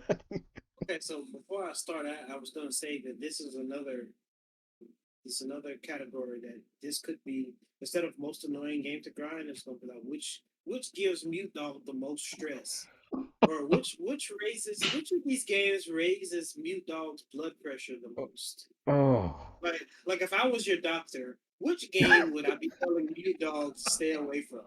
That would be a better description for what this is. Now, now I'll start. Okay, so most annoying game to grind. I'm going to have to say Pokemon Unite. mm, yep. And the reason why it beats out Splatoon 3 Anarchy Battles is because in Pokemon Unite there's 5, and in Splatoon there's 4. So that means I only have room for 3 idiots in Splatoon. I have Mm. room for 4 idiots in Pokemon Unite. So that's why I remember this. Because if I am playing well enough to where I am being a one-man army, that means that I have to deal with 4 idiots in Unite. Whereas in Splatoon, there might be 3 idiots. So that's the only reason why it wins. Because they got the same issue. Like, okay, so like if we play in tower control, there's no reason for you to be not on the tower. Especially like if you got a sniper, right? Like if you're the sniper, there's no reason for you to be in the other team spawn. None. So you either need to be backing up the tower or you need to be on the tower. That's what you need to do if you're a sniper. Hmm. Snipers never do that. And it's like, okay, like what were you trying to do? Like it's like so I run mid range, so I can be on the tower, I can be supporting the tower or whatever. So if I'm going clear space to be on the tower, that means you need to be on the tower. So if I'm on the tower, then you need to be clearing space for the tower. Choose one. Don't You can't do both. Choose one. So anyways, like I said, The only reason why Pokemon Unite wins is because, if I'm basically playing like a one man army, which is what has to happen sometimes, I could get wiped out by five people easily, clearly. But Hmm. I have a better chance against four in Splatoon, so that's why Pokemon Unite wins. Because I got a better chance against four people than I do against five. And these are people who are on your own team. And you've seen what I've done whenever I stream, especially if someone plays, it's like they did absolutely nothing. I'm like, hold up, how long have you had this game? Because I was like, maybe they picked up the game this morning, and this is like the first mode. No, they spent about 2,000 hours on this game. What? But Then it's like when you play support like you do. So the only reason why I'll leave is because they're getting mollywopped at the top. Mhm. That increases the chances of us losing. Right. So I will go up there for that very reason. But I want you as a support. I want you to stay and spawn, so that way, if you get damaged, you can heal up because you're in a goal zone, so you can heal back up. Right. And I'll be there by the time they get there. Hopefully, sometimes it don't work out, but whatever. Um, but it's like the other supporters, they're like in the other team's zone. Like, what are you doing? What? Like, I can protect you, but I can't protect you from everything. And then it's like, then you have your tanks, right? So your tanks are supposed to be your front lines. Yeah. They want their back line, and then Yeah. they want to run, and it's like that ain't how this works. You're supposed to be stunning them so that the rest of the team can hone in on them. But you want to retreat, and it's like Yes, that's what they you do in Dragon Ball Squadra. got more health than I do. So why are you retreating? How Yeah. does this? I can't tell you how many Vegeta players I paired up with. Vegeta's a tank in Dragon Ball Squadra. You the Prince of all Saiyans. You supposed to back down from nobody, even if they are stronger than you. You still gonna stand your ground. Why is this Vegeta running behind me? Exactly, which is why I can definitely appreciate your playstyle because our playstyles complement each other. Like Yeah. you'll see what I'm doing. Like sometimes I do some haphazardly things, but Yeah. it's because it increases the chances of us winning. Right. I'm only trying to help the team win. So like if I'm in the other team's goal zone, that means I'm distracting them so you can score. Right. That's what I'm trying to do. I'm not trying to go out there and die, but if that's what I got to do, then that's what I got to do. I mean, whatever. Right. But yeah, so definitely Pokemon Unite because, like I said, four idiots versus three. That is true. That's the only reason why it beats out Splatoon and Anarchy Battles. Hmm. So I thought this was a really fun category to discuss. I was looking forward to it. Yes, yes. Carrie Mike, Mhm. do you have a game that you like to shout out? I think I may have one. I think I know what yours might be. Might. I could be wrong. But what could it I be? think it's the exact same reasons for you. It's for rivals, Yes. and I knew it's it. the exact same. I knew It's it. it's the exact same. Exact same. Healers and strategists, like people, It's like so a you lot of got people you got aren't. the highest defense. You got the highest defense on the team. You have the most HP. You're slow moving. Okay, so you're slow. You got a lot of health and you got a lot of defense. So why are you running? Why are you running away? That's not gonna work. Like you running away from five people with long range weapons. Oh, okay. I Mhm. wonder how this is gonna work out. It's And your like other healer that's supposed to be helping you out, they're trying to They trying DPS, to and DPS, it's like, yes. mm, yep. Yeah, And you'll they'll see be in the in chat front in the of the bottom tank. corner, in the chat in the bottom, or the chat wherever it Yep. pops up. Hey, can we get some heals? Can we get some heals? Like, man. So it's whatever Mute said exactly. Place it right on top of Marvel Rivals. That's Oh. exactly the same for me. oh, Oh yes. I've seen it all. I've seen it all. I've been playing Overwatch since 2019. I've seen it all. and you still then people still find new ways to mess things up because I remember there's this interaction in Overwatch 2 with Mercy if she's on a team where everybody has an ability to heal themselves. She says we're a team that has an ability to heal themselves, so that means we should have no trouble at all. And I'm like, they still find a way to die. They still find. Yep. Oh man, but it feels so good to get this out because I was like I played all these games and I'm like I've seen some stuff and I'm like gosh because I was like I couldn't choose one but I was like I'll just have to choose it when we start the cast and I was like yeah I gotta give it to Overwatch 2. Pokemon Unite is definitely up there too. Actually, all these games right there, because especially Pokemon Unite. That's why I had to take a long hiatus from Pokemon Unite because when it first came out, I had a blast. I easily racked up 115 hours on that game because it was so much fun. But then all the nonsense kept creeping up as more people got into the game, and I just got burnt out from it. Oh yeah, I totally get it. Yeah, yeah. I just got burnt out from it, and so then I didn't get back into it until I introduced it to you and our good friend Prolific Pops, and you guys took off with it, which I was like, wow, that's amazing. So once you guys started showing more interest, I was like, you know what, let me kind of hop back in. And then I think it was a couple months ago, I did one ranked match by myself, and I think that's the one I told you I was playing Comfy, and I got like a couple of people who reported me for idling. I'm like, are you kidding me? But whatever. Yep, So, exactly. yeah. All right. So now we are going to get into our next card category. Ooh, best work for games video for 2025. And here are the categories. And these are the ones that got a lot of attention throughout the year of 2025, and they still do get a lot of attention. I'm like, oh my gosh. So we have Kirby Air Riders, the Amiibo training. Xenoblade Chronicles X, it should be X, the definitive edition for scales. Showcasing all the different scales. Wario World, and then the last one is We Became Gym Leaders for a Day, Part 3. I still get analytics for this for when we became gym leaders. People love these videos. And Mhm. that's actually the one that won this category is We Became Gym Leaders for a Day.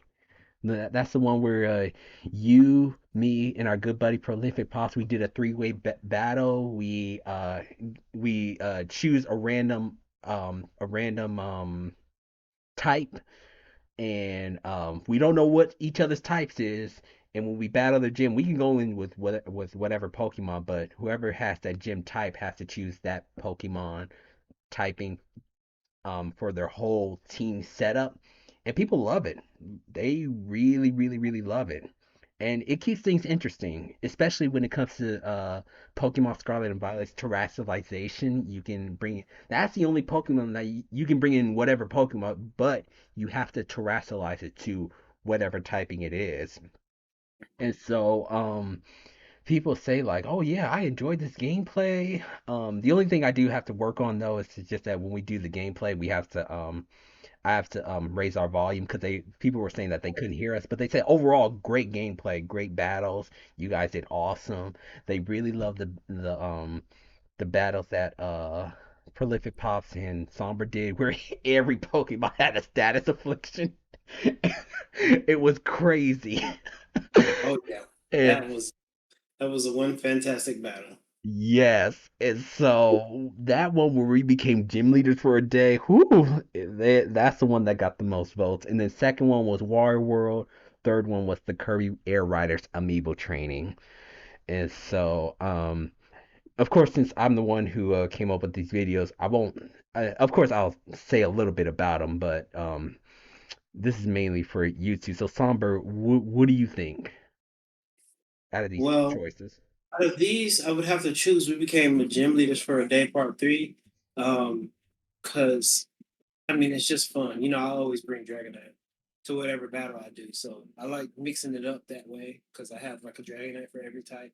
But anyways, the way that the battle went, um, way that the battle went, where like I basically grinded Prolific down to nothingness, and then he kept trying to kill Dragonite, and I was like, no, you needed to be worried about Hatterene. You were focusing on the wrong Pokemon, because Right. Hatterene was healing back up and he's boosted, so you missed it. You missed your opportunity. But when I grinded it down, it was so great. And then the battle against you when you had the Clefairy, and I couldn't get a taunt off. It was so good. Great. It was great because I had a taunt ready for that Clefable, but then or Clefairy, but then I never got a chance to get it. Because I basically was trying to pick a chaotic set of Pokemon and not a set, so Hmm. that way I could throw things off, but it didn't work out the way I needed. Right.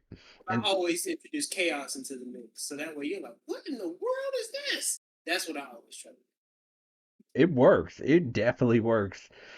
Prolific Fox will always have PTSD for that Dragonite. Or no, the Hatterene. I'm sorry, Oh yeah, Hatterene. yeah, yeah. I've, because the funny part about this, is that the first battles we did when I had a Hatterene that was Dragon type, he had been studying up on Hatterene so that he could take down Hatterene. Because I told him in the beginning, if you were going to win this battle, you would have had to have killed Hatterene. Hmm. Even if you would have killed Dragonite, I would have had like another. I would have had a Baxcalibur. Like you don't, you're not getting the point here. You would have had to have killed Hatterene. That's what you needed to have done. And he was trying to kill Dragonite, and it's like it's not going to work because Hatterene can heal Dragonite and attack you. You got to kill Hatterene. So he was studying up on Hatterene just to be able to kill Hatterene, and then I came back with a Hatterene and got it. Exactly.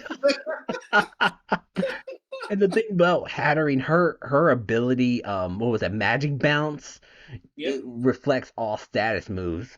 Because even if he's going after your partner Pokemon, if it's not the Hatterene, even if he's going after your partner Pokemon with a status move, it's gonna Magic Bounce it off.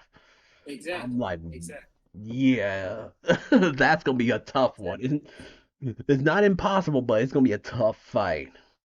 But yeah, I do enjoy when we do our Pokemon battles. Of course, we're gonna have another one soon. I just gotta get with you guys to see when we can do another battle. 'Cause I think he wanted to do where it's all starters.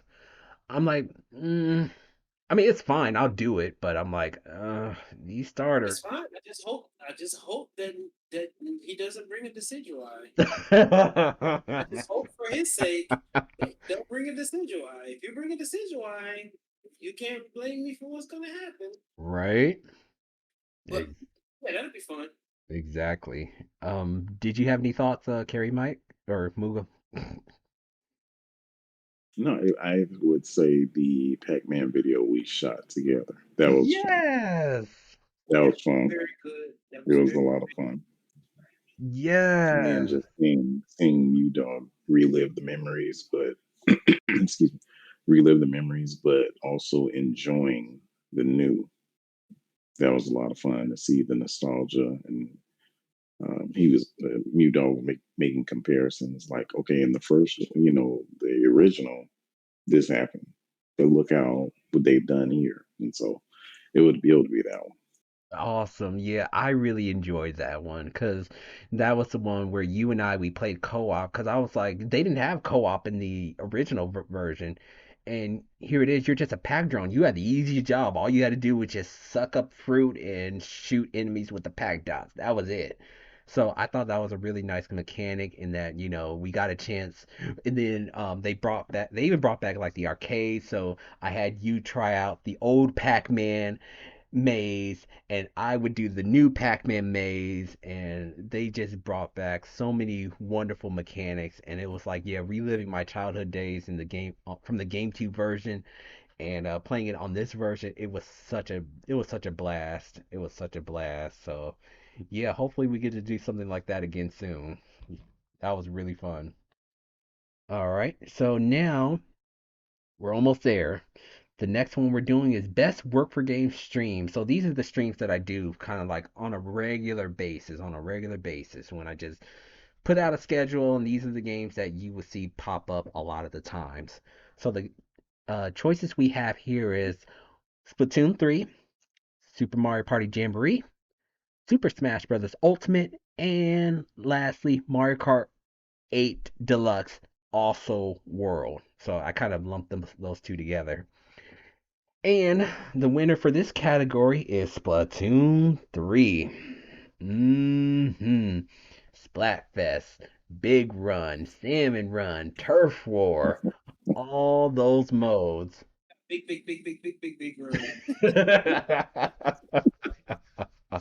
It is so awesome when we get together with our little group and we duke it out some turf war. Even sometimes when we're on the enemy teams, we have our own little private rooms where we're going up against each other. They're really fun and we learn a lot about each other um through those matches as well too. But yeah, every time, our Discord group is really heavy to some Splatoon. So when it's Splatfest time, it's time to grind, time to collect those they're not clams, they're oh gosh, I'm losing my train of thought. What are those things we call the what? What festival shells? The festival conch shells, the conch shells. Shells, that's it, yeah. Conch shells, yes. Festival shells too, trying to get those 10 times. And then when the Splatfest does happen, even we are on opposite teams, we could be like, "Hey, check out this awesome clip." Or, "Man, did you see what was this person thinking?" Or my personal favorite, "Look at this person lagging. Why are they swimming comfortably in our ink?" Right. McKirby has a lot of those where he'll be playing the game and then he'll splat the person and then 5 seconds later he'll get splatted out of nowhere and it's the person that he splatted. It's like, wait, what? Did you see the one he had where the Kraken was like at Carrie Moogle's house, and it spun, and it was like, oh, you splatted. It was like down the street, like it was like halfway across the map, and it, it did the attack right, and it was like it wasn't even facing the same direction as him, and it was like Yeah. you got splatted. Yeah. But It's crazy. The lag in this game is crazy. it was amazing. It was R- amazing. Right. And so yeah, Splatoon 3. And then the other two that are tied for second is Super Smash Bros. Ultimate and Super Mario Party Jamboree. I agree. Mm. I love our Smash nights and our Mario Party Jamboree nights. Hmm. And I had someone ask me about doing I did get a request in to do a Super Smash Bros. Ultimate night. Once we get a date set up for that, that'll be happening sometime next month, pretty soon too. So we'll be doing another Smash night. Um, any choice that you have, Somber? This is such a tough choice. I mean, this is a really tough choice. So I'm really gonna have to just give a little small snippet of all four, to be Okay. honest with you. Now, if I have to pick a winner, I'm gonna have to say Splatoon 3. Because there was a situation where I think it was Beach versus Castle versus what was it? Beach Castle and what was the other Amusement park. amusement park? Okay. There was a situation where we had a four stack. And so the previous game, I had spent, so the previous day, I want to say the day in question was Saturday. I Mhm. played by myself on Saturday and I maybe won like one match out of like 20. That's what it felt like. I'm not saying that's what really happened, but that's what it felt like. Oh, I But know. then I with know. the four stack, it was like me, you, Blue Toad, and maybe Mud or something. Something like that. But we were destroying them. I'm talking about we won like 17 straight and maybe lost like one. Hmm. That was just so great. Um, and then there was one where we had a four stack in the big run. Yeah. It was four stack in the big run, and I mean, they gave us everything we could handle, and we still came out on top. It was great. Like those matches are great. Like even if you lose, when you giving it all, both teams are just giving it their all. Like there's a team. There was a match where I felt like we were playing against pure professionals. Like I mean, we were just back and forth, wipe out. wipe out on their end, then wipe out on our end, and wipe out on their end, and wipe out on our end, and then I want to say it was turf war because we were doing a Splatfest, and then we came back and won by like .01. I'm talking about that is just so satisfying. That is just so satisfying because like sometimes you play a team and you like, man, am I even good at this game? Like, do I Yep. need to do this game right now? Yep. It was like one of those kind of games, and we still won. And it was like, oh, that's it. I'm good. That's that. I think that's the most. I think because Splatoon has the most modes because you can eke out a win in turf war. Like I've had a series in Splatoon where I want to say I was down. I think I had won 0 games. I had Hmm. lost 2 in the series, Hmm. and I think that we joined up. And I want to say after we joined up, I think I won all that whole series after that. That's the kind of stuff I like. It's just great. Right. That's what Splatoon. I mean, that's just the kind of game Splatoon is. Um, you really, as hard as it is to say this, like you really only need one good teammate. To be honest, you really do. Like, I mean, it's nice to have a 4 stat, Yep. but one good teammate, that's all you really need. One person on the tower, one person protecting the tower. You can make dreams come true with that. Right. Uh, so that's why I would say Splatoon gets the win just because it's so much. You put so much into each match. Whereas like a Hmm. Smash match, okay, I'll lose it. Okay, we got another match coming up. It's fine. It's fine. Uh, but I'll say Splatoon. So Splatoon is the win. Super Mario Jamboree. That is Super Mario Party Jamboree. I mean, it's just the best Mario Party game that's come out in the last 10 years. Hmm. Just gonna say it like that. You're right. It's just the best Mario Party game that's come out in the last 10 years. We can do any mode on that game and it's fun. Bathalon, Bowser Kaboom Squad, Run a Board. It's great. So these are 4 very powerful picks. And then Smash is always crazy because you know you'd be like, oh, that's who they picked. He picked him, and then you're like, oh, and then like, oh, and it's like, oh, but no, he won. Oh, okay, okay, we're gonna put a stop to that right now. You know what I mean? It's kind of like, it's kind of interesting how that's the thing I like about this Smash is that it's not just one character that's gonna win everything. Right. Because even when Prolific brings out King K. Rool, he can still get knocked off the stage. He's just annoying to play against. That's all. You know what I mean? Oh, I So know. I would say, yeah, I would say Smash would be my second because Okay. those games get tense and heated. And then Mario Kart is just great. We play so many hours on Mario Kart. It's like, dude, I mean, each one of those is great. So I'm gonna say Splatoon at the top. Hmm. I'll say Smash and Mario Kart. They're very close to each other, but Smash will just barely beat out Mario Kart, and Okay. then Mario Kart Jamboree. But just because I just have to pick one, because all of those are just fantastic picks. So Splatoon just has to win just because Splatoon is true to its name. If you got a platoon, it's gonna run. We're gonna run. So Well said. And Carrie Mugo, did you have any thoughts? Splatoon 3 because of the hype, Mhm. and they're also well put together. Yeah, we have a very, Always nice very, stream. we have a very, very fan favorited Splatoon group in our Discord server. Like I said, when we be popping off when the Splatfest comes around between the and choices. to add to one last thing is I still remember to this day when we had a match where we were down crazy, right? Hmm. And they got to our base, but you kept base. So what you did is you kept base, and then all 3 of us went into their base and started inking it, right? So you like at the end of the match, you knew they figured out finally what we were trying to do, and they tried to get into our base, and you were like, nobody is getting in here.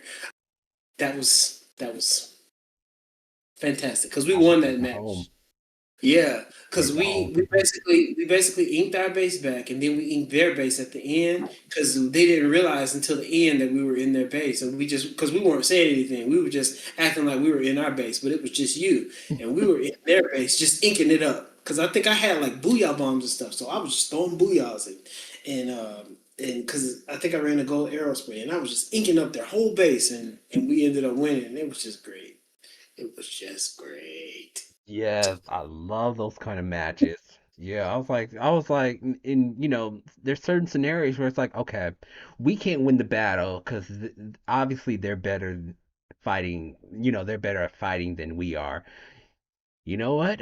Time to change strategy. Let's just go into their base because they were so focused on just getting splats on us. That's why I was like, okay, time to change strategies. We can't take Right. them on head on. Just change strategies. And it's like, yeah, we may have lost the battle, but we won the turf war. Exactly. Because they'll have the system where they'll run a four stack, and so like they'll have like a I've seen one where they run an ultra stamp and then a kraken right behind them, and then they'll have ink storm over the top, and then with a crab tank. So they'll do that at the same time, and it's like there's nothing you can do with that. But it's like Right.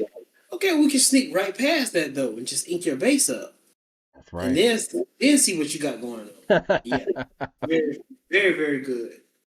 Nice. Well, I'm glad that you two both and apparently our group too enjoys the Splatoon 3 streams that I do. Like I said, I'll be doing the Frosty Fest that's coming up next month pretty soon. That's in a couple weeks. That's not too far away. So if Isn't you're it like two? listening, what? I think it's like 2 weeks from now. Just about, yeah. It's not too far away. Frosty Fest, and then I gotta see when the Sonic Festival is happening. But yeah, we got January. We gonna be a little busy. Got some things to look forward to. So now here we are. We finally made it to our main category, which is Game of the Year 2025. And this is what the group voted on. And the choices were Donkey Kong Bonanza, Kirby Air Riders, Once Upon a Katamari, Silk Song, and finally Metroid Prime 4. And the one that won with an overwhelming victory is Donkey Kong Bonanza. Well deserved, well deserved.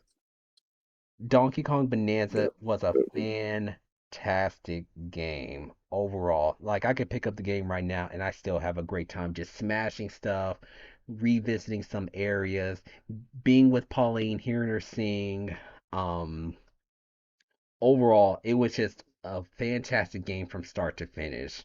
And, it even got nominated in the whole big game of the year's awards. And it was just an honor just to be nominated. But yeah, for our community, Donkey Kong Bonanza won.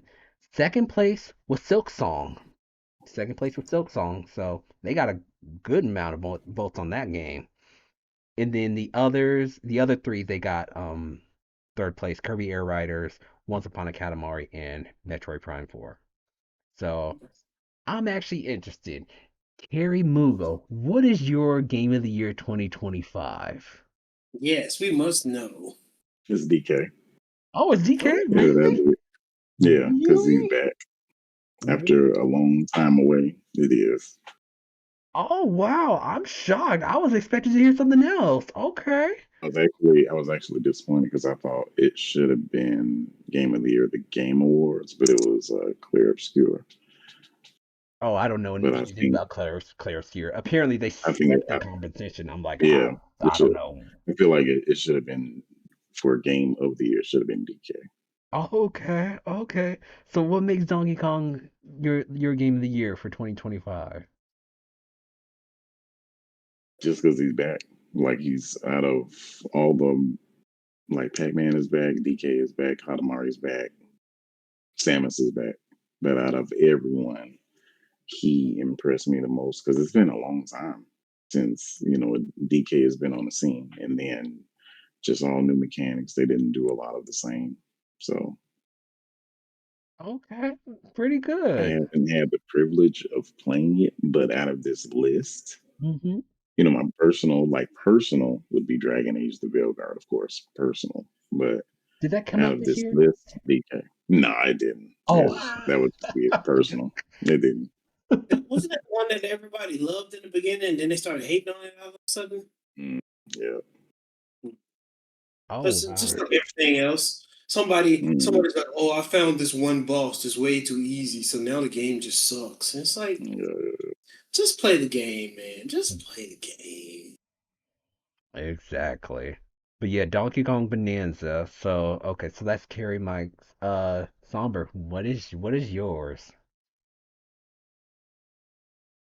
Since I have to pick one, Hmm. it's going to be DK Bonanza. Oh, okay. Another DK Bonanza. Nice. And what makes Because, DK Bonanza yours? well, I was in love with the game from its inception. Because I just love DK games anyway. Okay. So them being true to the original DK formula, that really works for me. Then they added Pauline and the damage breaking things mechanic. Hmm. So that's just fantastic. And then when they do the 2D stages, the challenge stages, it's absolute cinema. That's all I can say Yes. about it. I was just like, I'm totally in love with this game. The You know, I nostalgia courses. yep, yep, yep, exactly. I could do without the bonanzas. You know, they're fine. I can do without them though. Okay. But Okay. the game, regardless of whether you have the bonanzas or not, fantastic. But my Awesome. very my very, very, very close second gonna be Once Upon a Katamari. Yeah, I was like, not Once Upon a Katamari. Okay. I mean, yeah, yeah, it's got to be DK Bonanza. Um, Okay. just because it's more game. It's more game than Once Upon a Katamari. Katamari is like you play each one of the stages until they're finished, and then it's done. DK Bonanza, you can just run around and just break stuff just for the fun of it. That's true. That is Just, true. just not even looking for anything. You can just go and just find some weird stuff, and then it's like, oh man, I wonder where Cranky is going to be in this one stage. Oh, he's there! Wow, it's stuff like Hmm. that really does it for me. And then when they introduced, not introduced, but when they brought out Diddy and Dixie, it's like, yeah, Oh. oh yeah, oh yeah, this is gonna do it for me. So Absolutely. so Okay. now it's up to you, Mute. What's your game of 2025? My game.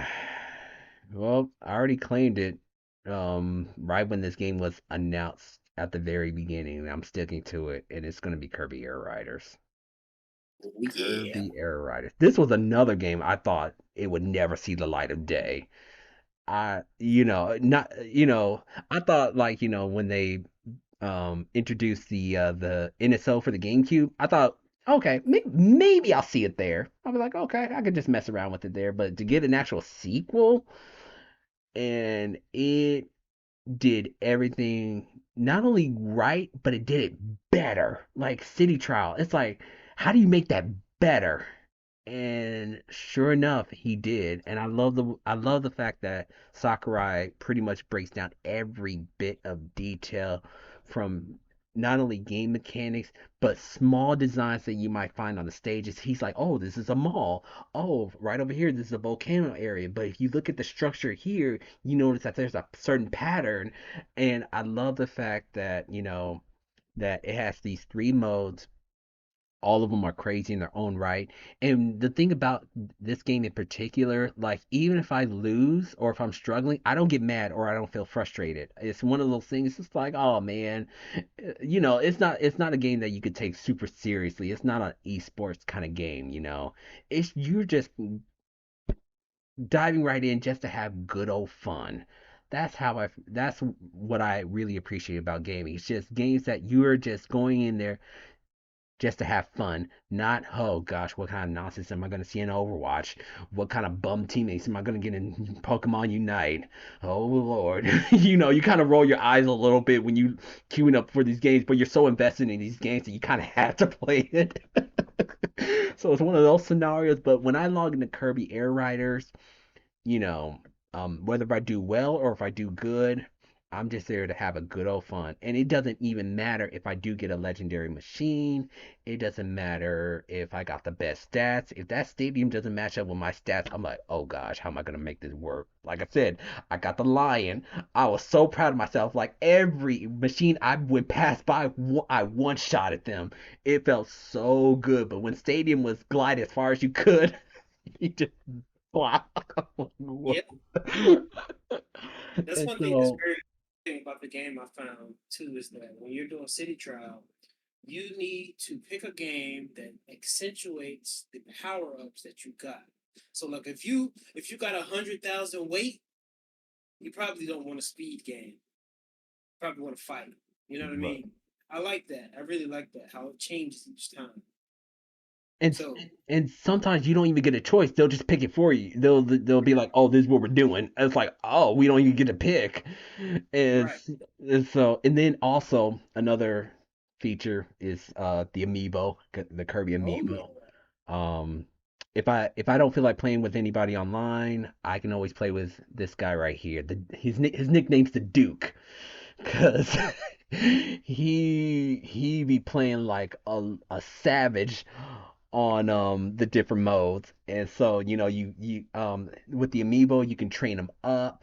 um he what do they call him? I think they call him like an item maniac. So he likes to pick up a lot of items and manage them that way. And so yeah, having the amiibo that actually does something where it's like, okay, I can actually play with my amiibo, I can do something. I could customize his color. If I had another one, I could switch him to a different ride because I was like, oh, the Meta Knight Shadow Star's coming out. I was like, I don't need Meta Knight, but I do want that Shadow Star. So I was like, hopefully, if they sell or not sell, but if they release enough amiibo, maybe you can just get the machines by itself. That's ideally what I would like. But um, they added the amiibo. I will say the road trip, the story mode was the weakest mode of them all. But even when you're fighting the boss battle on those stages, it is fantastic. The story itself was kind of bland, but doing the boss battles on Road Trip was really worth it. And checking off the stuff on the checklist, the store, the store where you see those different machines that the people created. Oh my goodness, Somber, you've seen some of the designs They that they were made. beautiful. Oh my Like goodness. even just the regular old GameCube that they had, it's just great. Yes. I don't know how people get that creative and that talented with their drawings and their designs. Because I'm like, man, how on earth did you make that? They'll make Exactly. Pokemon machines. Hatsune Miku's got to be everywhere. Of course, everywhere. You can't play Everywhere. it without Hatsune Miku anymore. They probably like whenever they pitch in a game, they're like, "Hey, is Hatsune Miku in it? Oh, okay, no, you can release it." Yeah, Carrie Mugo. Do you know who Hatsune Miku is? Sound familiar? Okay, because she's I like can't think of. everywhere. Yeah, she's the Can't anime think. character with the long blue hair, twin tails. Think. Think. You would have had to have seen her at some point, just in Mm, some random game. Like I wouldn't be surprised if there was like a if she was in Marvel Rivals. I wouldn't be surprised. right. I wouldn't be surprised. There is a character who has a skin that's close, who's not the same color but close like her. Luna Snow. Luna Snow has this one skin where she has the long twin pigtails and she's like in that outfit. That's what Hatsune Miku looks like. But imagine her green and black. That's her color schemes. And so, yeah, so, but I say this because, yeah, we were just talking about the machines and people create these machines and just going in there and just hanging out there, seeing what people created, the Pikachu machines. And it's just, like I said, there's just so much content in this game. And of course, we're not going to get any DLC or we're gonna get one final update, and that's about it. But no DLC, paid DLCs or anything like that. But it doesn't need it because, in my Yeah, opinion, it's this game already is perfect. This game is yeah. perfect. Um, I could boot it up right now, and I would have a great old time. And I could be losing miserably, and I would still have a good time. And so, but I do want to give an honorable mention to Donkey Kong Bonanza. But Donkey Kong Bonanza, oh my goodness, it scratches my platforming itch that I really enjoy in these games. Having Pauline there was such a delight, such a treat. And her songs, I still listen to her songs to this day. Her different Bonanza songs, and even the song that she sings at the very end, which was beautiful. Um, and you know, and the thing about this game is that it's not a very story heavy driven game. It's just a basic story like, hey, she's just trying to get back home, and Donkey Kong wants bananas. It's a very simple story. But the amount of content that is involved in in Donkey Kong Bonanza is amazing. You know, the breaking mechanics, every world that you went to was so different, so vibrant, so unique that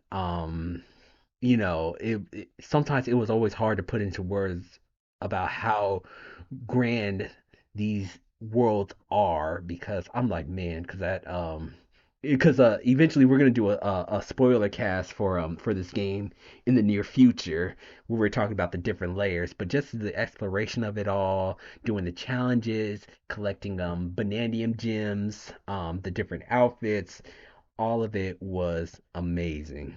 But yeah, honorable mention to Donkey Kong Bonanza, but my game of the year for 2025 is Career Rider. So, Yeah, I saw that coming from a mile away. yep. So, okay, so we did get. I was like Kerry Mughal. Yeah, he said Donkey Kong Bonanza, but okay, but yeah, and yeah, everybody participated in this polls and everything, and I do want to thank everybody who did have a share in these different polls. This was a lot of fun to kind of go over and review and just kind of talk about, because us three friends here, we always enjoy talking about video games and getting each other's opinions about certain games. So it's always nice to do these things. So, Somber and Carrie Mughal, I want to thank you both for having the share in the polls for me. What do you guys think? It's fun. Fantastic. A lot of fun. Nice. Yep. Glad you guys can make it. And we'll be doing this again next year, and having a new plethora of games to talk about for 2026. So be on the lookout for that. And I already mentioned that the streams, I'll be doing, I'm only gonna be streaming just big events that's coming up for games. But of course I do take requests from time to time, so be sure to hit me up for those from time to time. Still love to throw my hat in every now and again. So yeah, that's gonna be it for today. Thank you guys so much for tuning in. Uh, I sent these polls off into our Discord server, so we have a very wonderful, family-friendly, non-toxic Discord server that I will put in the description in the link below. So be sure to come and hang out with us and chat with us there. That's going to end it for us here. We're going to clock out on this session, and we will see you guys next time. Later.